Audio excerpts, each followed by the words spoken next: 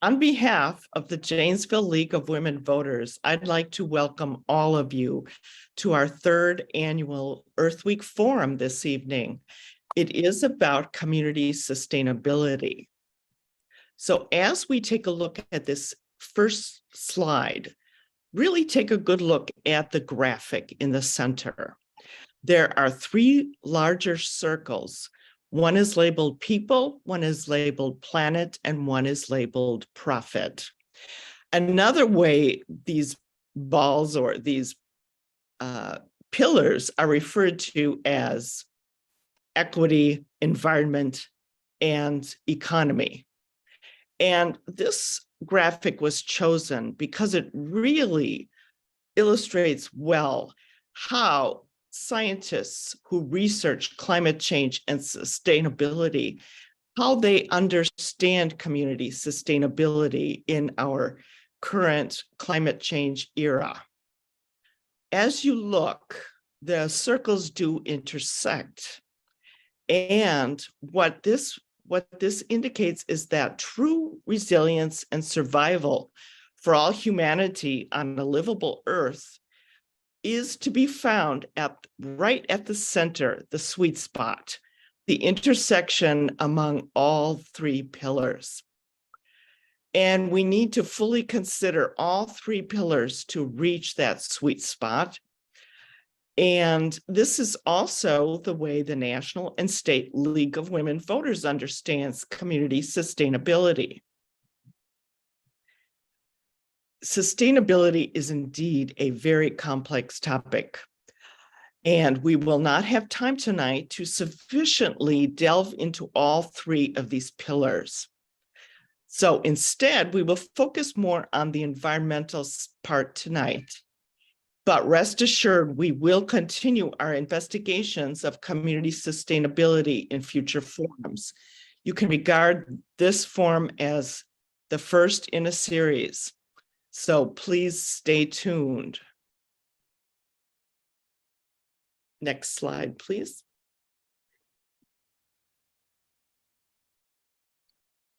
Okay, tonight's program consists of a PowerPoint presentation to be presented by each panelist. We have 7 panelists today. And this will occur between 6:30 now and 7:30. And after that period, we will have audience questions from 7:30 to 8 o'clock. We can go a bit beyond 8 o'clock for those who have additional questions and are able to remain. Please remain muted during our panelists' presentations. You may type your questions into the chat as we go, or you can save your questions until the entire presentation is over. We will take questions one at a time in the order they are posed, and we ask that all of you remain respectful of each other throughout the discussion. We do retain the right to remove anyone who does not follow these guidelines.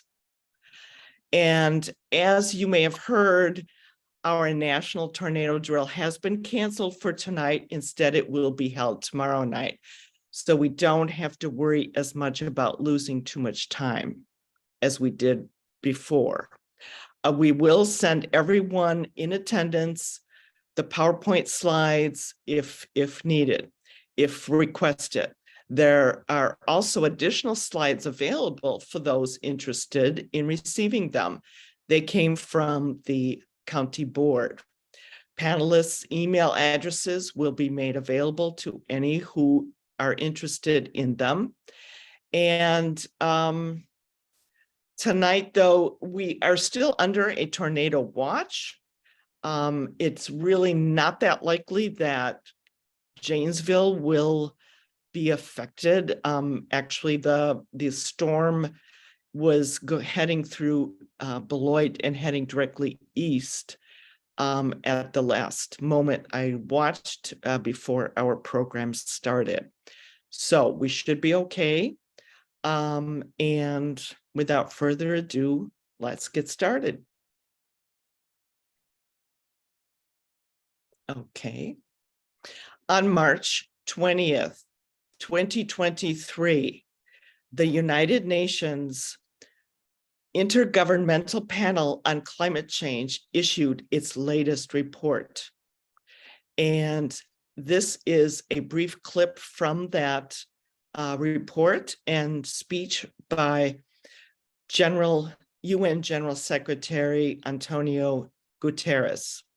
So please listen carefully, and you will understand why this topic is so important for us to discuss right now. Thank you. Our scientists warned today that climate change is warming the planet to the point where it's causing irreversible damage in some parts of the world. The new report from the United Nations Intergovernmental Panel on Climate Change, or IPCC, found that within a decade, the world is likely to miss its goal of holding global warming to 1.5 degrees Celsius or 2.7 degrees Fahrenheit. If or when the planet reaches that level, scientists say Earth will pass tipping points that will lead to catastrophic environmental damage, including dangerous sea level rise, entire species going extinct, and even greater suffering in many nations, especially the poorest.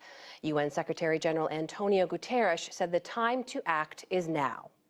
Humanity is on thin ice, and that ice is melting fast. The rate of temperature rise in the last half century is the highest in 2,000 years. Concentrations of carbon dioxide are at their highest in at least 2 million years. The climate time bomb is ticking.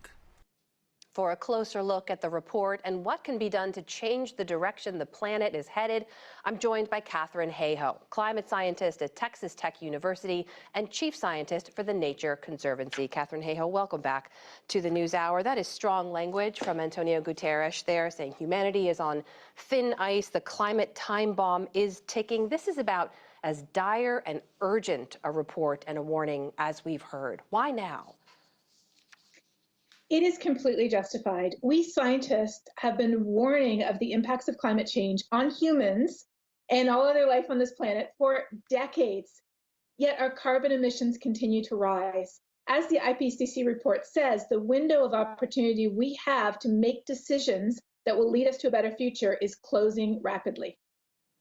That increase in global average temperatures we've been trying to keep to 1.5 degrees Celsius, that it's often referred to as the tipping point. We seem to be hurtling towards that right now. Just as we cross that threshold, if we are to cross that threshold, help us understand, what does that mean for life here on Earth? For our viewers who have kids or grandkids, how would their lives be different?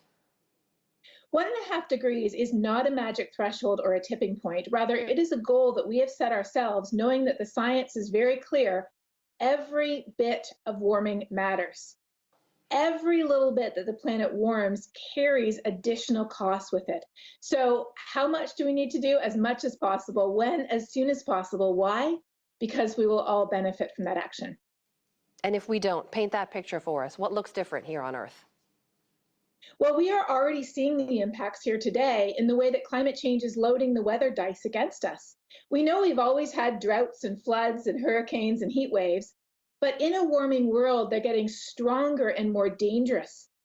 And they're impacting all of us, but they are particularly affecting those who are vulnerable and marginalized the most. The warmer the world gets, the more it endangers our food supply, our water supply, the safety of our homes, our own health, our economy and supply chains, the natural environment. Every aspect of life on Earth, including our life on Earth, is at risk the warmer this planet gets. So this report says in order to shift course, we'd need to slash greenhouse gases in half by 2030 and stop adding carbon dioxide to the atmosphere altogether by the early 2050s. Do you see that happening? It is possible. If we have the will to do so, we can accomplish it. The problem we have today, though, is we still, many of us, don't really understand how this issue affects us here and now, and we don't understand that the majority of the solutions we need are already in our hand.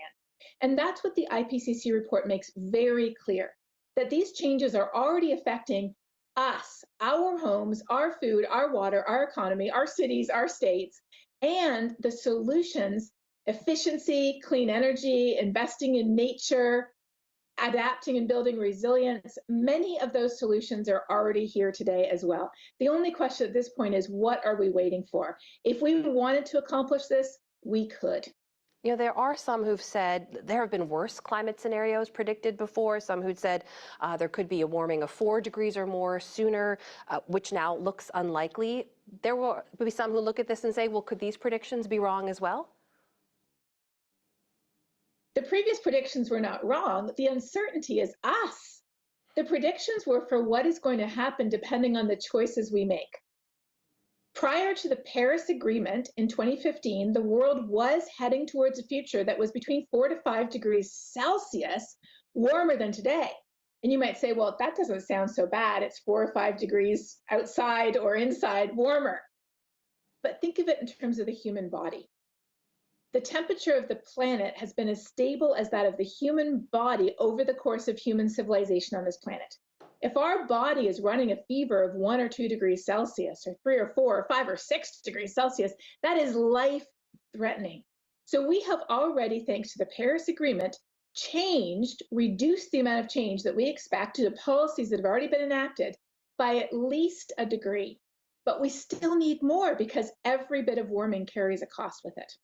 These warnings, as you say, have been coming for decades. So I'm curious why you think it is that the climate threat has resided in many people's minds as a future threat, not necessarily an imminent one.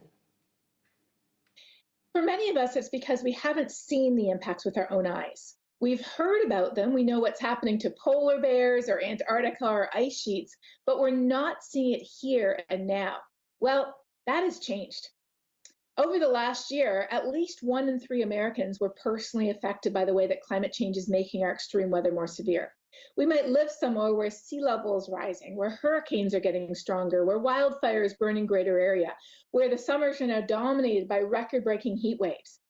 Climate change is no longer a future issue. It is right here where we live. It is right now, and the time to fix it is also here and now. That is Katharine Hayhoe, climate scientist and chief scientist for the Nature Conservancy. Thank you for joining us.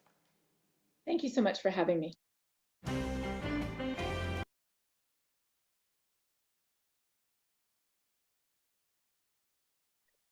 As Catherine Cahill said so aptly, every bit of warming carries a huge cost. So I wanted to highlight this website. It is the National Center for Environmental Information from the National Oceanic Atmospheric Association that keeps track of every major disaster. So if you show more on the screen, show more of the website, we can see that between 1980 and 2022, on average, there were 8 major disasters that cost at least $1 billion in the United States. However, over the past 5 years, that average has increased to 18 major disasters that cost at least $1 billion. So as we can see, there's a huge, huge cost to all of us, to the economy, to each of us, to our food supply, to our water. And this is why we need to really seriously look at our behavior and make some changes. So thank you, and I'll let Eileen take it away.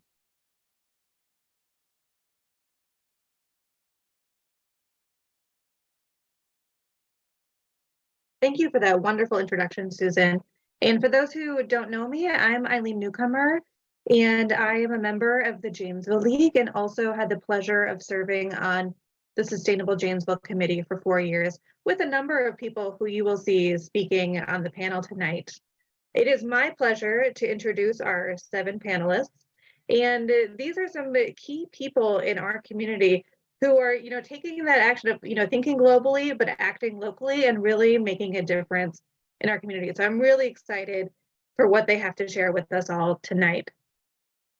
So our panelists have really strong bios and backgrounds. I'm just going to give you a little taste as I introduce them, but there's more information on the screen. And as Susan mentioned, you will all get a copy of the slides after the presentation. So in alphabetical order, I'm going to introduce our panelists. The first is Maggie Dar, and Maggie is currently the Operations Director for the Department of Public Works with the City of Janesville. And there she oversees its street and storm sewer maintenance, snow removal operations, solid waste collection and disposal, fleet maintenance, and facilities maintenance. Next, I'd like to introduce Wes Enterline. He is UW-Whitewater's first and so far only Sustainability Director. Wes also previously served as the chair of the Sustainable Janesville Committee. Another panelist, Jim Farrell, serves on the Rock County Board of Supervisors, where he is on the Finance and Human Services Committee. Jim previously served on the Janesville City Council and was a member of the Sustainable Janesville Committee for 3 years. As a champion of sustainability, he played a key role in having Janesville join the Green Tier Legacy community of the Wisconsin Department of Natural Resources. Next, I'd like to introduce Mark Halsman, the superintendent of Janesville Public Schools. And before coming to Janesville, Mark served as superintendent of the Manitowoc Public School District from July 2015 to June 2022 before coming to Janesville. And originally from Madison, Halsman has served at every level of the K through 12 education process. So he's got a ton of experience in that realm. Next is Caitlin Samuelson, who is the Climate and Clean Energy Initiatives Coordinator for the Wisconsin Office of Sustainability and Clean Energy. In that role, she collaborates with state agencies, local governments, and private organizations to help implement Wisconsin's first ever clean energy plan. I gotta move my slides forward. Next is RJ Sutherland, who serves on the Rock County Board of Supervisors. And he serves on the following committees: the Ad Hoc Broadband Committee, Planning and Development, and Education and Veterans Committees. He's resided in Rock County for over 45 years and was the owner and founder of Sutherland Restorations.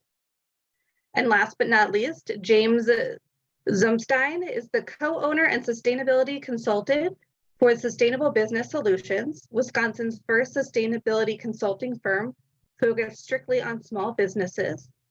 He is certified as a Sustainability Excellence Associate by Green Business Certification, and previously served as the chair of the Sustainable Janesville Committee.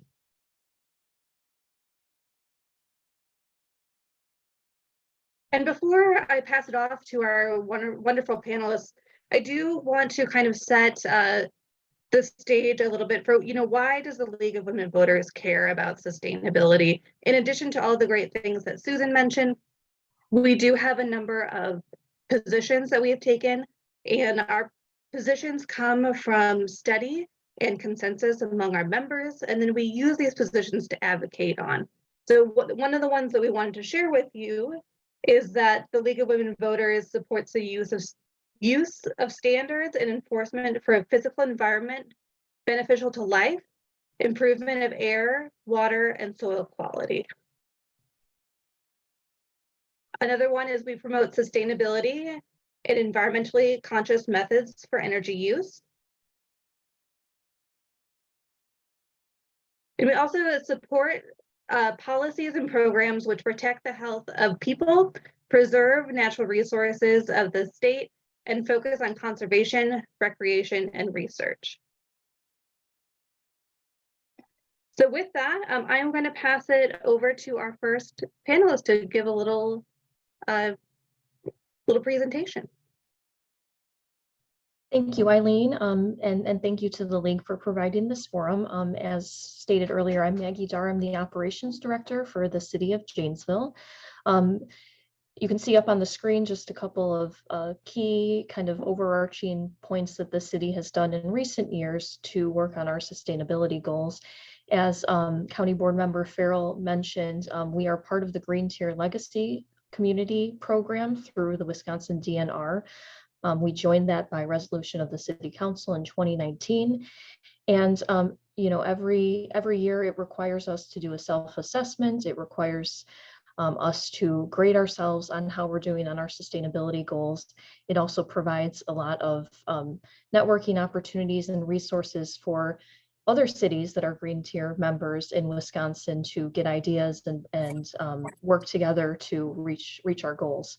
Another thing that was done more recently in 2021, the City Council passed a resolution with a goal of becoming carbon neutral by the year 2050. So that's a tall order, and the years go so fast. We're already 2 years into that goal. So that's something that the council set this goal, and now it's somewhat up to the members of staff to figure out how are we going to implement that. And so, we incrementally try to make efforts to achieve that goal. The coordinators of this forum put a few of our recent projects up on the screen here. So upgrading our appliances, looking at ways to become more energy efficient. We've, converted most of our street lighting systems to LED already, as well as our traffic signal systems.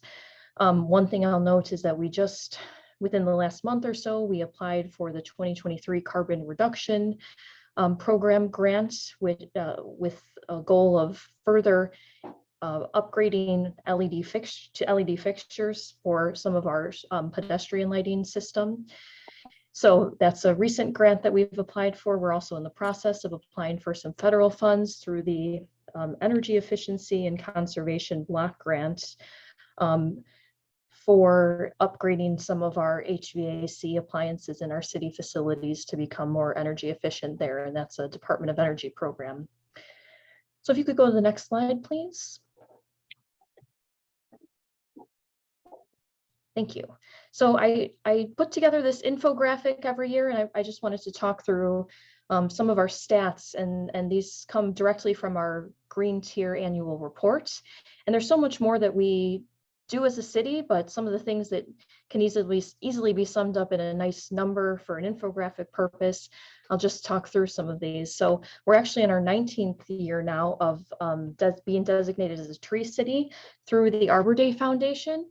And 10 years of Bird City, Wisconsin designation. And both of those come with a fair amount of criteria that we have to meet in order to be designated as those. We also have a landfill. We're in a unique position where we're one of the few publicly owned and operated landfills in the state. That comes with challenges, but it also, I think, is really a benefit for the residents of the city of Janesville. And one thing that we do there is have a methane gas collection system at both our closed and active landfills. Methane gas is collected through vertical extraction wells. It's recovered at an energy generation facility, which is operated by Amoresco. And so that recovered gas gets delivered to the Alliant power grid. So it's a way for us to use some of that, the externalities of having a landfill to support renewable energy. On the right side there, top right, in terms of waste diversion. So in 2022, our landfill took in about 180,000 tons of solid waste from Janesville's residential customers. We collected curbside about 22,000 tons of that waste. We collected about 5,300 tons of mixed recycling and about 6,700 tons of yard waste at our compost site. So those two numbers represent about 35% of the solid waste that was generated by Janesville's residential customers was diverted from the landfill, which I think is a pretty good stat, 35%.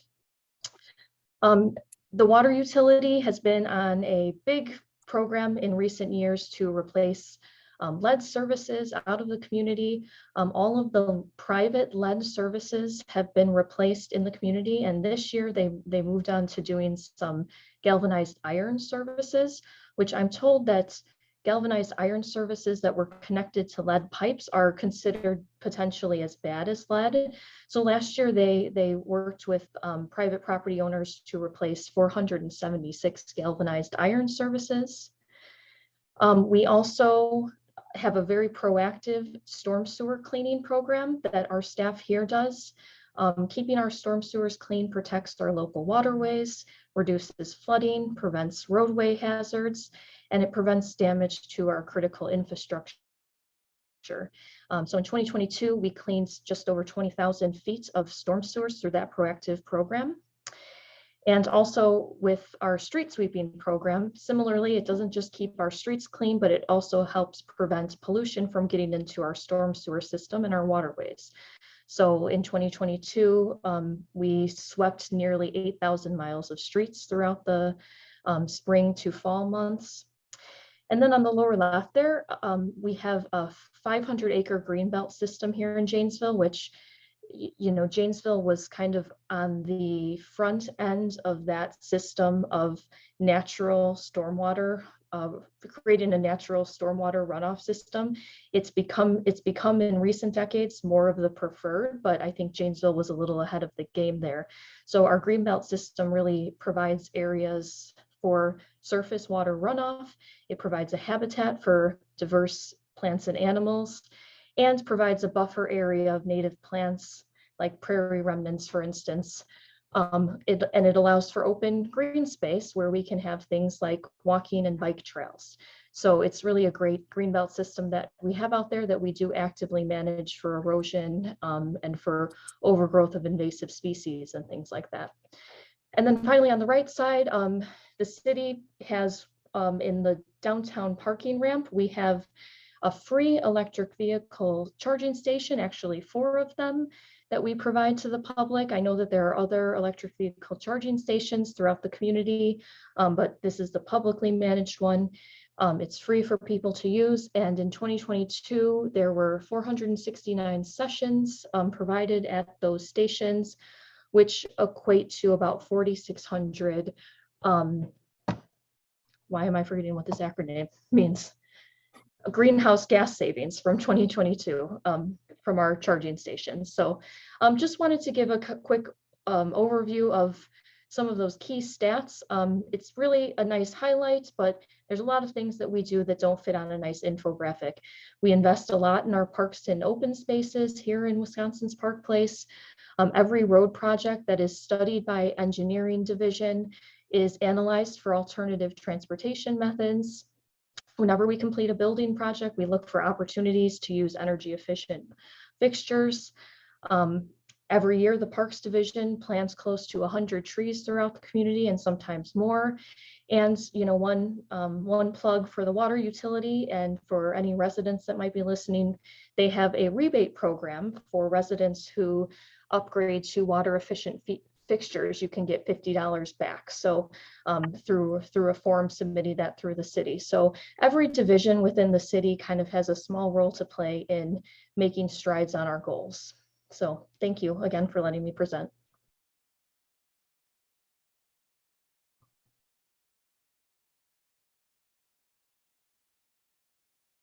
I think now we pass it on to Jim and RJ. Thank you very much. This is Jim. As Ron and I have both been on the board for about a year, and we can see a lot of good potential for Rock County. Some of the things I want to mention is Rock County has passed a resolution in 2018 adopting goals for energy conservation and energy independence. It set a goal of 25% reduction in electricity and amended this resolution to include setting a goal of being carbon neutral by 2050. Some of the main things I have to compliment Brent Sutherland and our facilities group, but One of the things, and I've been in the Daniel Hale Williams Resource Center, which I don't know how many of you are aware, but this is the old Pick and Save. It's got like 106 skylights out there. It's got a lot of natural lighting in there. It's beautifully lit. It's a beautiful facility. I think they've done a lot to preserve energy in that building. I think Rock County should be very happy about that. We're doing many things like heat recovery, LED lights, and renovations in all of our buildings. We're doing a lot of different things in that area. Next slide, please. Or is there another slide? I don't. Yeah, we also, Rock County installed a geotherm system in the Rock Haven nursing home. We designed and built a new information technology building and added natural lighting. We replaced a lot of old boilers with high efficiency boilers. We are currently installing new higher efficiency boilers in the courthouse. We partnered with Alliant, and this is really an exciting thing, on several different solar sites. So one of which will be at the Rock County, I'm sorry, at the Fairhaven property out in the county. So we're doing a lot of things in the county. There's been a reduction of kilowatt hours in the last few years. I think it's about 400,000 kilowatt reduction in the last 4 or 5 years. We're going in the right direction. We're doing a lot of good things. We're building a new building, a new jail, a $98 million facility, which I believe will have a lot of good energy saving projects in it. Next slide, please. So as far as I'm going to leave Supervisor Sutherland. He can give you some ideas of what Rock County is planning to do and some of the exciting things that we're going to be doing to measure some of our energy usage and formalize a lot of the things we're doing. So Supervisor Sutherland. Yes, thank you, Supervisor Farrell. Supervisor Farrell and myself introduced a resolution to create an energy management system and to join Green Tier. And as Maggie Dar pointed out, the advantages are astronomical to be able to network with counties and cities throughout Wisconsin to see what they've done, what works, what doesn't work. And it also will open up the doors to grants that normally we wouldn't be eligible for. So we're really looking forward to joining that Green Tier community and starting this committee.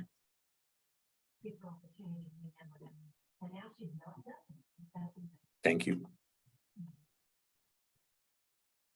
Thank you. Mark, I'm going to pass it over to you. All right, great. Thank you all for League of Women Voters for the opportunity to share a little bit tonight. Just a quick note of information. As I look at my computer, I got a little screen. It says I have 10% battery and I didn't bring my charger. So if after 45 minutes I go off, it's because apparently you need energy to run your computer. But I'm happy to be here tonight. Sorry about that little quirk. If you just go to the next slide, I'll talk a little bit about some of the things that we're doing in the school district of Janesville. And one of the things that I'm excited about is just learning on how other organizations and supports are working and continuing to look at ways that we can improve the ways to reduce our footprint here, not only in Janesville, but in the world. So some simple things that we've been doing. If you drive by Washington, you see that we've planted a number of trees. We've partnered with a local dentist, actually, who's done a great job of giving us some donations One of the things that's unique about Janesville is that the average age of our building is 61 years old. So the newest facility was built, Kennedy Elementary School, in 1991. So we have many veteran buildings that could use some facility upgrades to help us with long-term sustainability. This past year, we were able to replace 6 boilers in our schools that were original boilers. We were able to get at least 50 years out of those, but one of the things that you'll notice when we replace boilers is obviously the automations that we can use to set temperatures at a much better place, and the actual space that they take, and the amount of energy that they use. So we're excited about the better use of energy within our systems for the 6 boilers in our district. In 2020, our community was grateful and passed a referendum that allowed us to do some upgrades. Some of that is improving the indoor air quality and through some condensed air. The district is going to combine some money from that we got from the taxpayers to support some upgrades both at Franklin and Edison middle schools. We're going to put what we call conditioned air, which is air conditioning, which increases our ability to control the inside and outside air temperatures, which reduces our footprint. In addition to that, then we're also going to replace the windows. Both Edison and Franklin have original windows, which are not very energy efficient and ends up leaking lots of air. So when we create some new opportunities in our buildings, we'll fix those as well. So we're excited about that. Many of our students beginning in grades 5 through 12 are assigned Chromebooks, and what we've really seen over the years is we've reduced our footprint in the actual amount of paper usage that we have. Not that we don't continue to want kids to have hardcover paper, but the ability to share resources and to copy resources and use that digital advancement really helps us. Within our system, for example, our copy machines, when you press print to a copier, it goes to a designated place, and along with your scanner, you're able to catch that printer at any of the printers in the district. And we found that just reduces the amount of footprint and paper that we utilize within our system. Again, we have chemicals that are disposed of professionally, whether those are through our HVAC system, through the chemicals we use in our buildings and grounds, or in our chemistry areas. We do that professionally to make sure that we're not putting anything in the areas that would contaminate our water or our air. And we continue to have processes throughout kindergarten through 12th grade to teach our students about conserving energy, reducing energy, trying to make sure that we're also understanding on how we can not only save money, but also save our world. So we're trying to do both in the ways we have through our science curriculum. We have automated light switches throughout the district. So those are just small things that we do. And when the lights are on, when people are in the buildings, they leave, the lights will automatically shift off in all of our rooms. So we're working on trying to make sure that that's automated throughout. In addition to that, we're installing a digitalized utilization for HVAC, which allows us from a remote space to increase or decrease temperatures to make sure that we're providing a safe and warm learning environment, but also reducing our footprint when students and staff are not present in the building. We have systems now, but they're not automated, and some are not connected.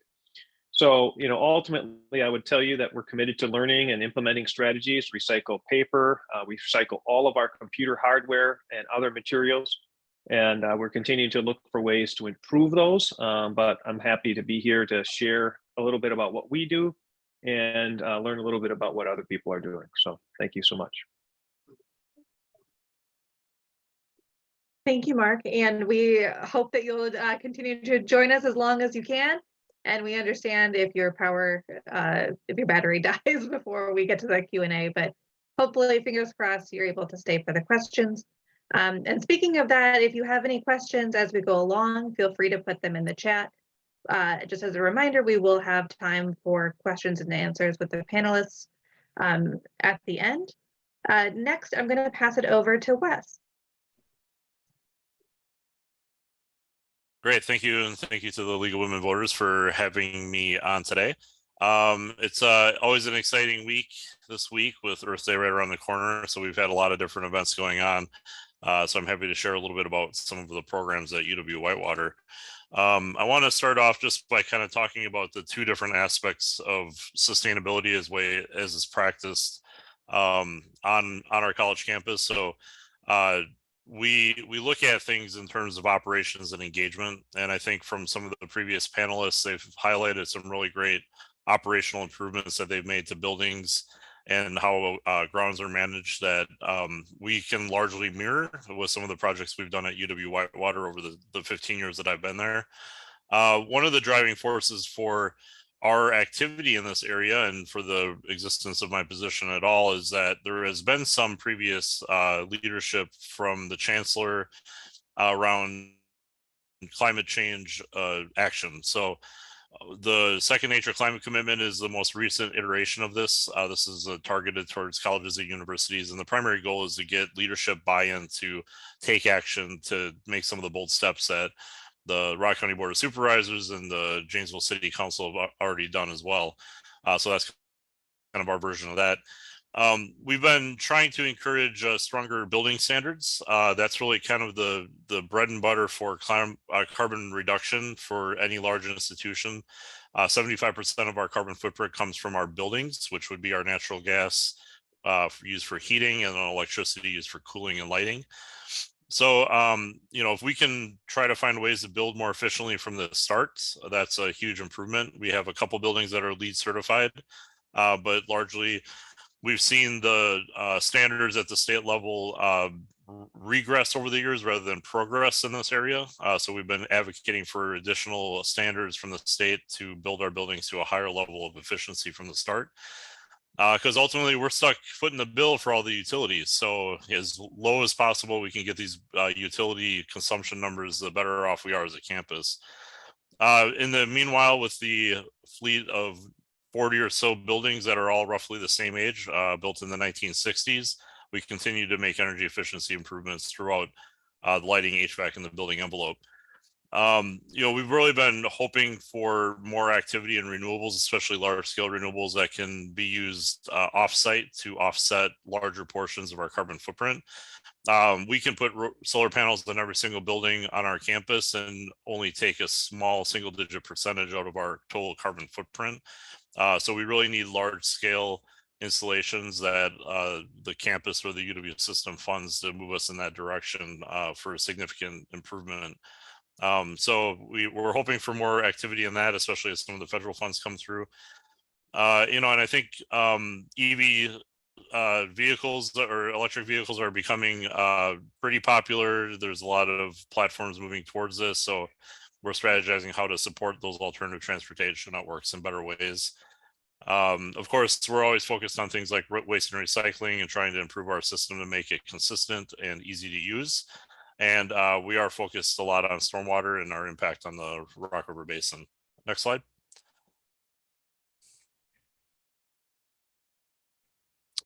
So the other side of the coin, besides the operational stuff, which is where I work with facilities more and some of the staff on campus that does or doesn't have time for me, and some of the projects that I'm looking to do, it's a little bit more challenging. The part of my job that I enjoy more is the engagement side.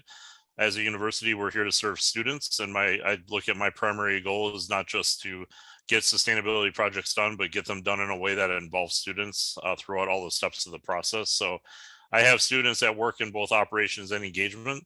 My operations students are focused primarily on running our campus garden, which has been operating about 10 years as a food pantry garden. We've donated approximately 8 tons of produce to local food pantries in the Whitewater area. We also manage the Upham greenhouse, which is the base of our operations and what we're probably best known for, which is giving away plants at basically every event we do. So that's our little bribe to get them through the door, and then we give them all the information that they really need once they show up to our event. And then finally, I manage the nature preserve on our campus. It's about 120 of our 400 acres as a reconstructed prairie and 40-acre woodland. So we get our students involved in the management side of that. There's a number of volunteer activities that anyone can get involved in from the public. We schedule, I think, 16 of the 30 days of April have events, including even tonight on campus. And then we do a number of different marketing activities. So our engagement students are all involved in that. So feel free to reach out to me. On the previous slide, I had our contact information all listed with a QR code. So happy to answer any questions in the Q&A as well. Thank you. Thank you, Wes. Now I'm going to pass it over to James. All right, thank you, Eileen, and thank you for the League of Women Voters for inviting me to be here tonight on this very distinguished panel. Yeah, I am James Elfstein. I'm the co-owner of our Sustainable Business Solutions.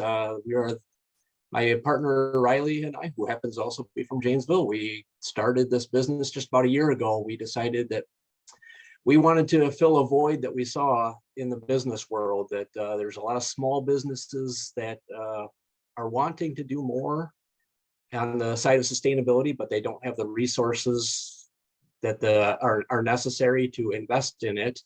And having someone be there, full time, doing sustainability as a full-time position or anything at their business, but they want to be doing more and they don't know where to start. They're not experts in it. This has been a growing trend in parts of the country, and we just see this is going to be growing here in Wisconsin too. So we decided to start our business, and we are, to our knowledge, the first ones in the state of Wisconsin to do this, to be there strictly for small businesses, to offer consulting services on how to be more sustainable. Okay, next slide. Some of the areas that we focus on is climate resiliency planning, which involves greenhouse gas accounting, and giving you an idea of how much you are having an impact on the world, with your greenhouse gas emissions. We have tools that we use to track down exactly where those emissions are the worst, where they're the biggest offenders, I would say, and how you can take action, how these businesses can take action to cut down on their overall carbon footprint. We develop a full strategy for how things can be improved at their facilities and how much it's going to cost them, because that's what all businesses are worried about, is return on investment and everything. But we've got all the tools and the knowledge that is necessary to help these businesses that don't have the resources and don't have the knowledge. So like I said, it's just a growing thing across the country, and we know it's coming here to Wisconsin too, and we want to be there to offer these services. So, all right, next one. We also can do full energy audits, water audits, waste audits, to get into specifics of ways that your energy use is higher than it needs to be, and we come up with ways for businesses to cut their energy use, their water use, make sure they're maximizing their resources, not wasting things, recycling everything that they can, create more recycling for Maggie and her amazing crews and that collect everything. Just coming up with ways that they can just cut down on their waste, and that's be more efficient in their operations overall. Next slide. And of course, we also focus on the people side as well. That's just as important, as we discussed at the very beginning. Susan discussed the 3 pillars, that each of them really need to be looked at equally. The people are just as important as protecting the environment and creating a profit. You've got to take care of your people, and we also offer those services on how to make sure that your employees are engaged with what's going on in your operations, and just looking at your hiring processes and everything like that. We also offer all those services. So just another service that's just as important as anything else that we offer as well. So I think that was the last slide for me, I believe. Yes, it was. So thank you again for everybody being here. And if you have any questions during the Q&A, I would love to have them. Thank you. Thank you, James. And now I'll pass it over to Caitlin. Hi, everyone. Super happy to be here, and it's great to hear about all the awesome work that is happening in Wisconsin. I'm Caitlin Samuelson, and I serve as the Climate and Clean Energy Initiatives Coordinator with the Office of Sustainability and Clean Energy, which is a mouthful.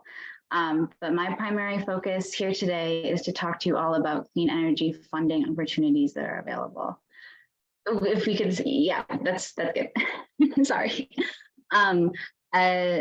We can turn the threat of climate change into an opportunity to revitalize our energy and manufacturing sectors, create millions of good-paying jobs, and address historic injustices. And with the passage of the bipartisan infrastructure law and the Inflation Reduction Act, more funding than ever has been infused into transforming the power sector. I just want to give a high-level overview to make you aware of state and federal funding that is available to you now and on the horizon, and supply some resources. There's a lot of information in here, so I'm going to try to just stay high level, and obviously I'm available for questions afterwards. So next slide, thank you. So the first thing I want to talk about is updated tax credits that are available under Bill and IRA. You can see the tax credits on the slides are the ones that are available to businesses, schools, and local governments. There are also tax credits that are available to residents for solar energy efficient upgrades, as well as new electric vehicles. It is also important to note that tax exempt entities can still take advantage of tax credits, either through direct pay or transfer of credit. Nonprofits, schools, and local governments that do not pay taxes can still receive payments directly from the U.S. Treasury for clean energy projects. It's a relatively new process, and so I think the forms are still being finalized, but essentially an entity can fill out a form and have the incentive paid directly back to them. If you want more information on direct pay, the Department of Treasury is the best point of contact.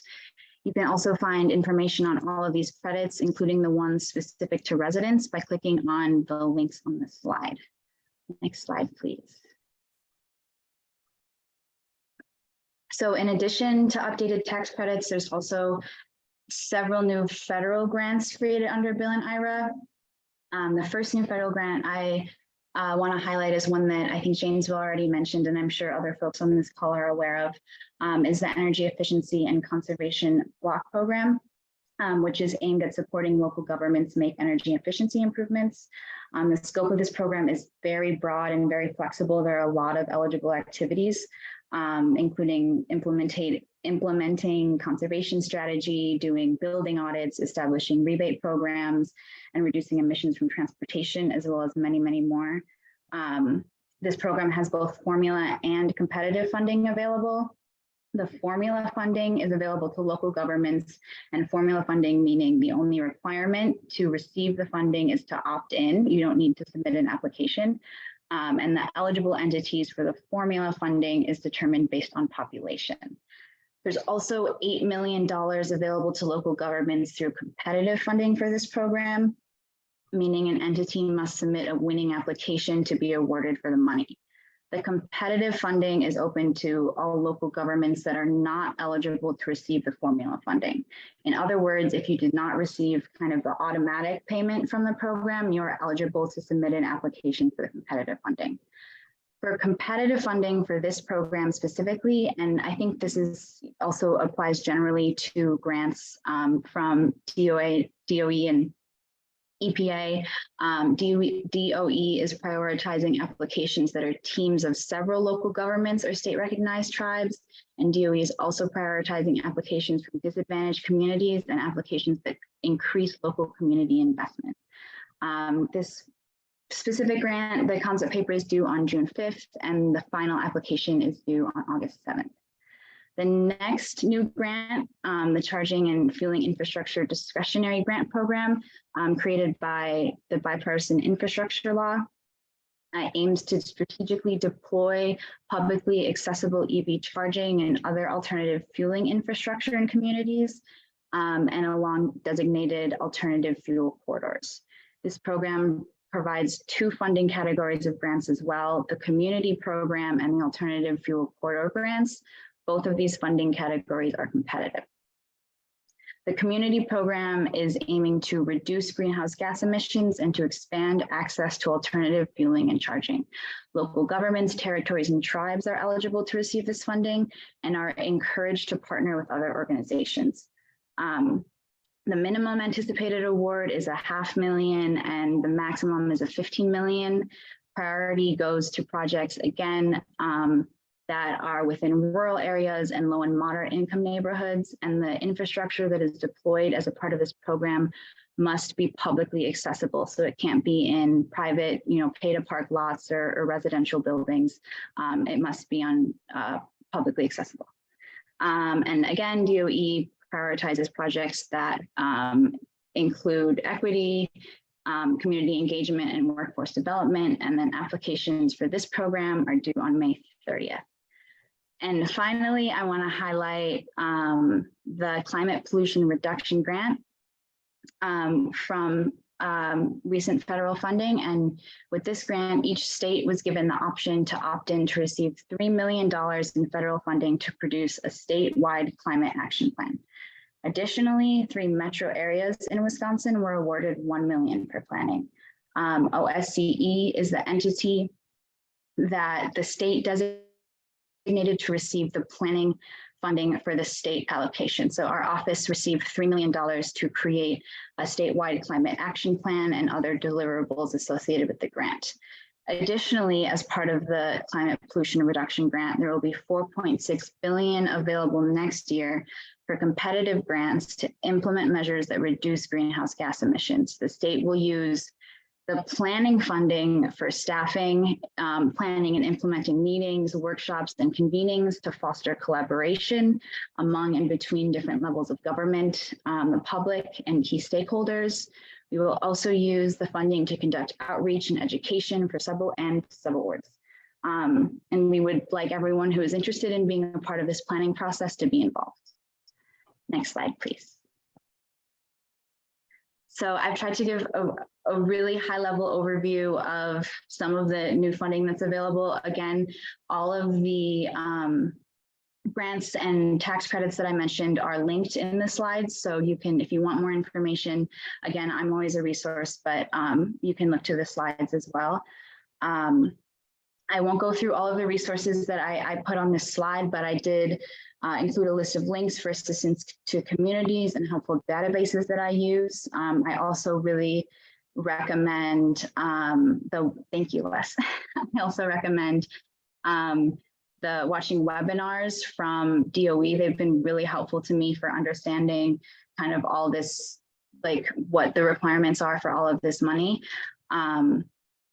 And I also want to highlight our email at the bottom. If you're a resident, business, school, local government, and you're interested in meeting one-on-one with our office to discuss your specific project or interests, we're more than happy to connect and kind of try to make sense of what funding opportunity works best for your needs. And we really want to, help connect everyone in the state to resources that can help them access this historic amount of federal funding for climate and clean energy. Next slide, please. So the first step in leveraging this funding is kind of obviously identifying the funding opportunity that works for you. I also linked a really awesome presentation from Maria Redmond, who is our director at the Office of Sustainability and Clean Energy, on tips for effective grant writing, which may be helpful as you go forward. I also encourage you to make an account at grants.gov well before your grant is due. I know the process of making an account itself can take several days. So it's important to note that that doesn't inhibit you in submitting your application. So yeah, there's a historic influx of federal funding, and Wisconsin is poised, I think, to turn the threat of climate change into an opportunity to further equity and ensure healthy and resilient communities. And again, our office is here to serve as a resource as you continue on your clean energy journey. Thank you so much for your time. Happy to answer questions and happy Earth Week. Before we start questions, I just want to say that I am deeply grateful, and I know that we are all deeply grateful for everyone who has served on the panel. and you gave your expertise and your extra time, and we are just very thankful for this program. Very educational and informative, and just really the beginning of this discussion. As I've said, we will continue this discussion moving forward, and so we're very excited. So thank you very much. I don't see any questions, but we came up with a couple to just kick things off. So I don't know, my first question would be for Caitlin, and I was interested in, what do you think are some barriers you see in Wisconsin in moving forward with building greater sustainability? And how can members of our general public help to remove these barriers? Thank you. Yeah, that's a great question, and an important one.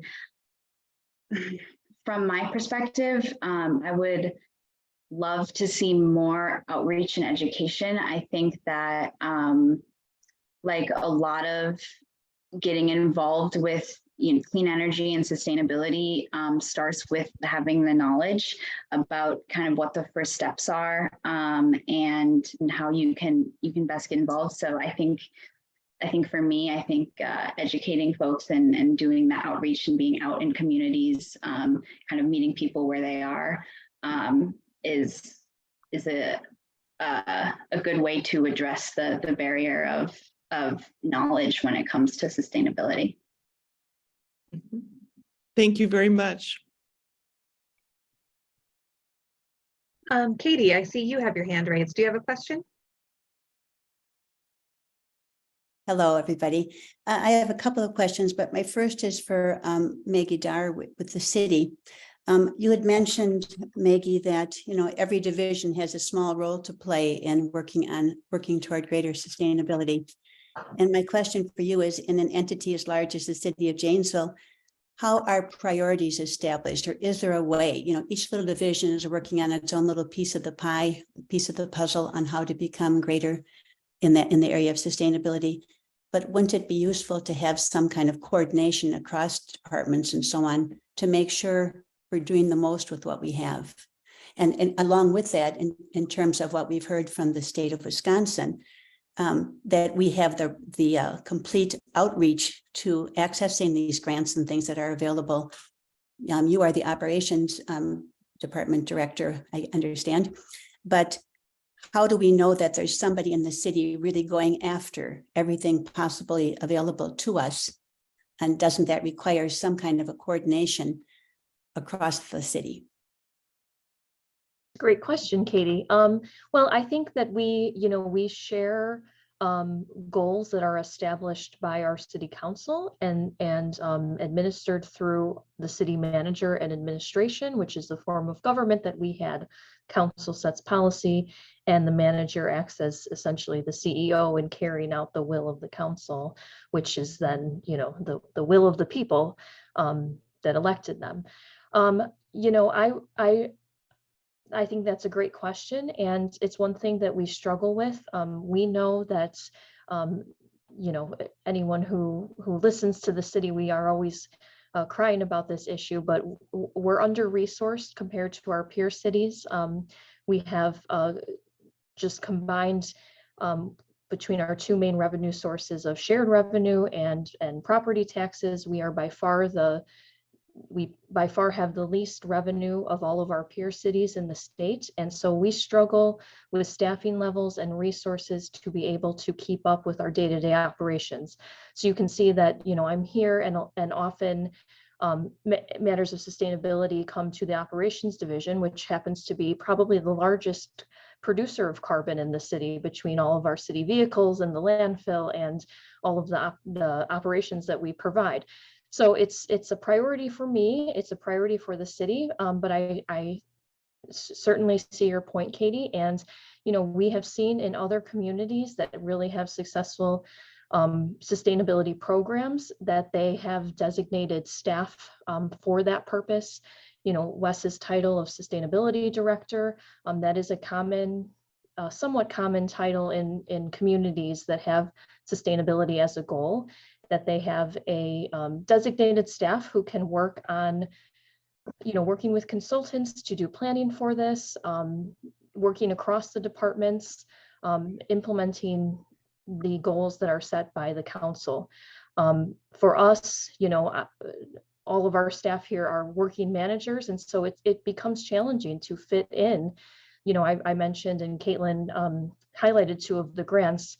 Applying for those grants really takes me away from doing my day-to-day job, and so we have to figure out how to fit those things in. And so I share your thought that having some dedicated staff that works across the departments, coordinates with police department, fire department, public works, is helpful. And that's how I've seen other communities be successful. So I could follow up with a question related to this.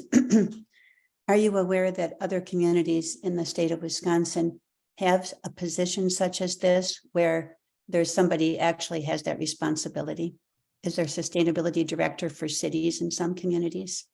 Yes, absolutely. I point to one. I think Eau Claire is one of the leaders in the state in terms of having lofty sustainability goals and having dedicated staff that work towards those. That's one community that I'm aware of that does have a dedicated position within the city. And I say that, and it would be nice to have that across the city. I also recognize that creating that position means we're taking funding away from something else. And so that's where the challenge comes into play. But I certainly do think that having someone that's their sole focus, it does push the priority up a little bit higher. Thank you very much. Thank you, Katie. Wes. I'll add a response, I suppose, in the perspective of a person who has a position in a similar type of entity. When my position was created 15 years ago, there was a few things working in our favor. Nationally, there was a conversation around sustainability in 2008 that was occurring at the federal level, and that began to trickle down to state and local governments. And there was even talk of something very similar to what Citizens Climate Lobby wants to do before the Great Recession hit and everything kind of backed off. So leadership support is really important. And I think in the context of the city, it really is the council that provides that direction. I work in facilities planning and management, which is very similar to an operations division of a city. We perform a lot of the same functions. We've been continually seeing budget cuts occurring to our campus due in part to enrollment and in part to tuition freezes and other types of funding that isn't coming in. So we've had to make do with less, doing the same job that we were doing before. And I think that's probably a common theme. And then with the term essential staff, anyone who's working in a role like this has a job to do and a service to perform, and they need to focus on that first and foremost. So having positions like mine are a bit of a luxury, and I think I'm finding to be increasingly important that I pay my own way in a sense. So, positions like mine are often based in a planning department rather than an operations department, someone who has time to spend focused on grant writing and other types of future planning for construction projects and other aspects of the development that makes the operations people's jobs easier and more efficient just from the design phase. So it's often challenging to kind of piece together sustainability as the train is moving down the track, as opposed to thinking a little bit further ahead down the track and building the proper bridges that you need ahead of time. Thank you. Caitlin, I would be interested to have you weigh in on this topic as well, because it's interesting that kind of Maggie and Wes are saying that, lack of funding is what leads to there not being a sustainability director. But then we also know there's kind of an unprecedented amount of money available from the feds and the state. And so is that something that could be tapped into as a resource for our community? Yeah, I think, there's so much money coming in and a lot of it is directed at local governments and includes in the budget you can use for staffing. So I think that there is an opportunity with some of the grants to hire extra people to do these jobs. I think a challenge is, as some other people have alluded to, it's a full-time job to apply for grants in of itself. So I think that's why some of the resources that I provided offer technical assistance for applying to grants. So it's like, you know, if you're lacking the capacity to implement sustainability, you need to apply. Because you're lacking money, you need to apply for money. Money is hard to get and takes a long time to get. And so it's just kind of like a cycle. So that's kind of going back to the piece about outreach and education, like making sure that everyone in the state is connected to the resources that are available for them to help further their priorities and help get, you know, people and to be in charge of these initiatives. Great, thank you. I want to pivot a little bit to a question we have in the chat, kind of focused on what can homeowners do as far as furthering their sustainability. And the question is, will there be public education sessions planned to help homeowners update homes with sustainable features, for example, solar, and thinking through how to do that affordably as well? I can jump in quick from the state perspective. If you aren't aware or haven't connected with folks from Focus on Energy, that would be my first point of contact and program for residents who are interested in climate and clean energy initiatives. It's our statewide renewable and energy efficiency incentive program. So there are several incentives available for installing solar in your home, also for just doing a home energy audit to see where it's most cost effective for you to implement energy efficiency or renewables. And they also even send out free saving packs to residents. So like energy efficient light bulbs and things to attach to your shower head to reduce your water consumption, things like that. So there's lots of incentives available for residents through Focus on Energy. And I can send the link in the chat. Oh, perfect. And Jim, I see you have your hand raised. Thank you. Yes, I do. We had in the county board, we had a very good presentation from Alliant Energy and solar usage, and there's some unique programs on purchasing blocks of solar energy that has just started like in April, and I think I'm hoping that Alliant will really be very assertive about marketing this program, because I think it could be really increase significantly the number of people, and I think they have like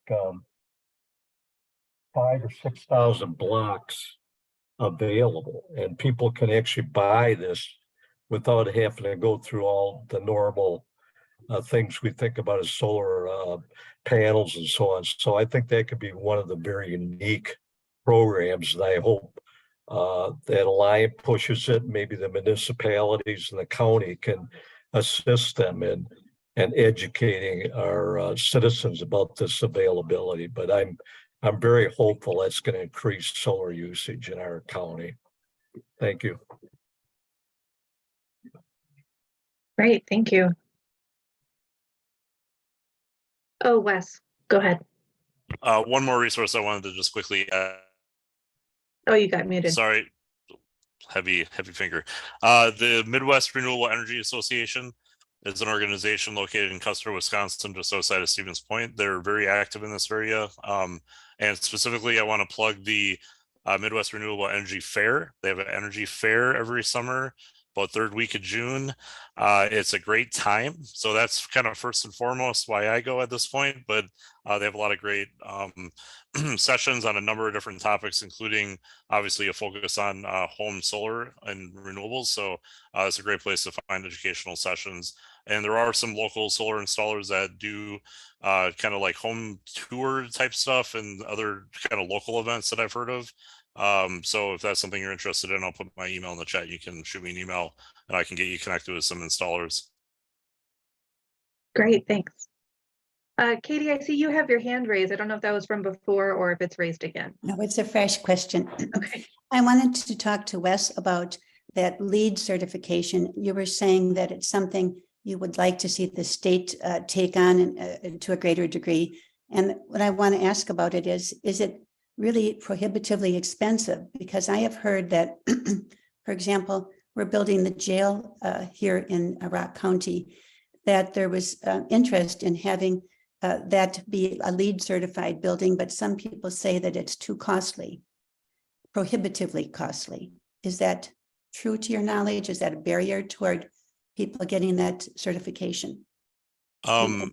Yeah, I think prohibitively is a relative term based on the level of interest that you have. And I would say, generally speaking, the way it's been framed for the institutions like universities that are under the state of Wisconsin is that if we want to do LEED certification, the campus has to find the funding, and that is a pretty significant challenge for us right now. Funding, we're running at a deficit, and it's going to be a continued challenge unless we can get more enrollment growth. That's really kind of the bottom line.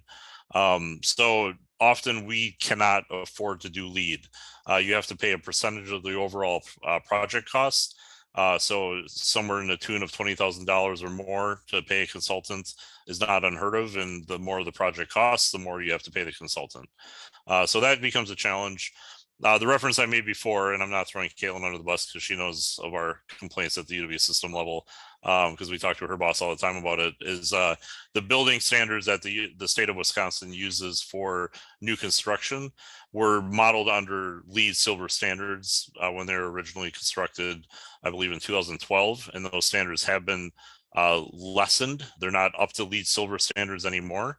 The methodology had changed on how they wrote those, and you know, that's ultimately decisions that are well above our pay grades. So I don't really know exactly why, but often it has to do with cost.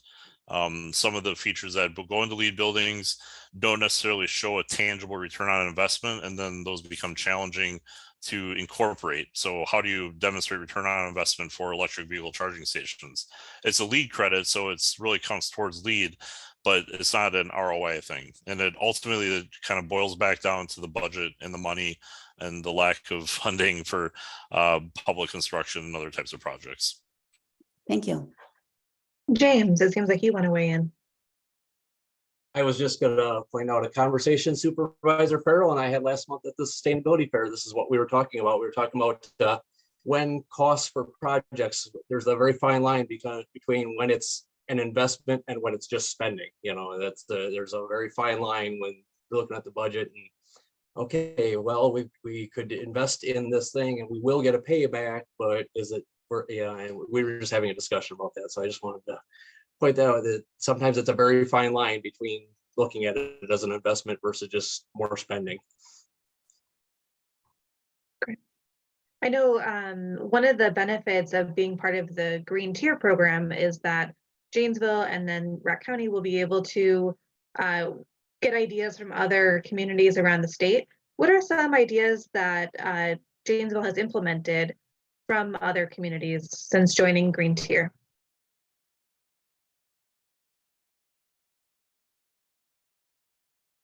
That's a great question, Eileen. It's hard to think of off the cuff.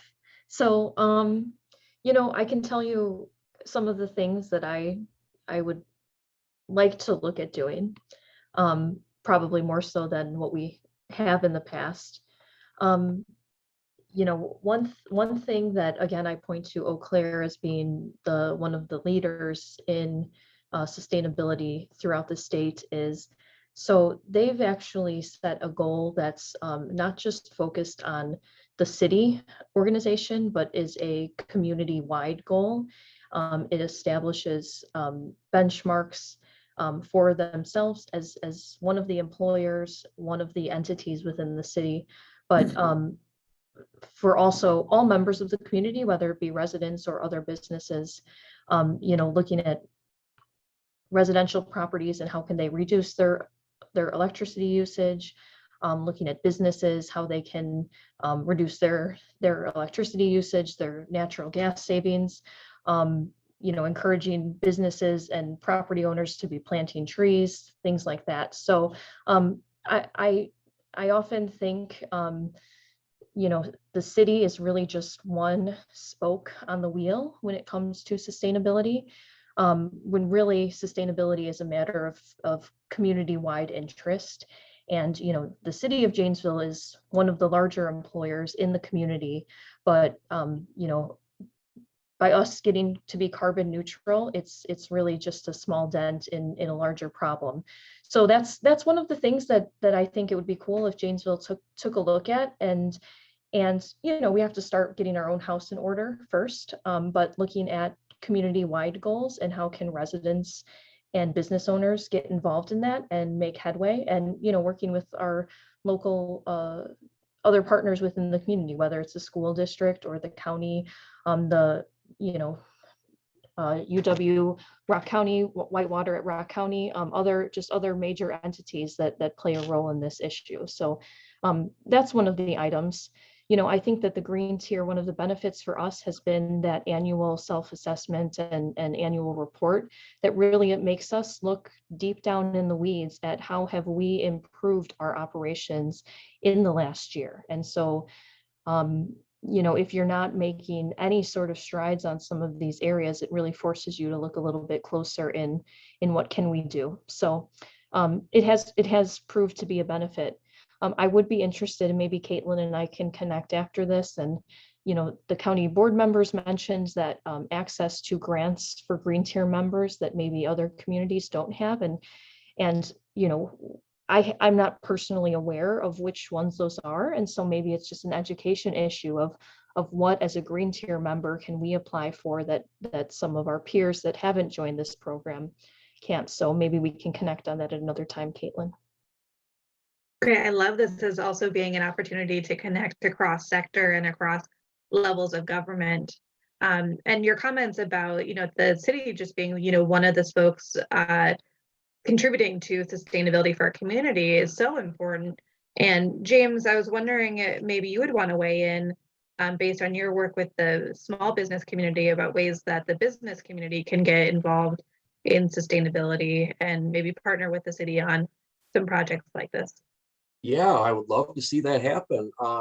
That's what we're trying to offer, is just to show people there's opportunities for them to save money on their energy bills by cutting their use. And that's one of the things my business partner and I, we've been talking about just over the last few weeks. We've been talking about, we need to come up with some good partnerships that we can come up with. Like, we can partner with this business to help, when we go into another business that, oh, hey, you're giving all your employees bottles of water. Hey, have you thought about getting a water cooler from Culligan Water or something like, just we're looking for partnerships that we can work on ways to make the businesses more sustainable. So that's one of the things we're focusing on. And we talked about solar. Maybe there's a solar company that we could almost not have an exclusive contract with, but see if we can work with. And I think it's all about building these partnerships to help the homeowners, the business owners, everybody find ways through these partnerships and collaboration. And that's what's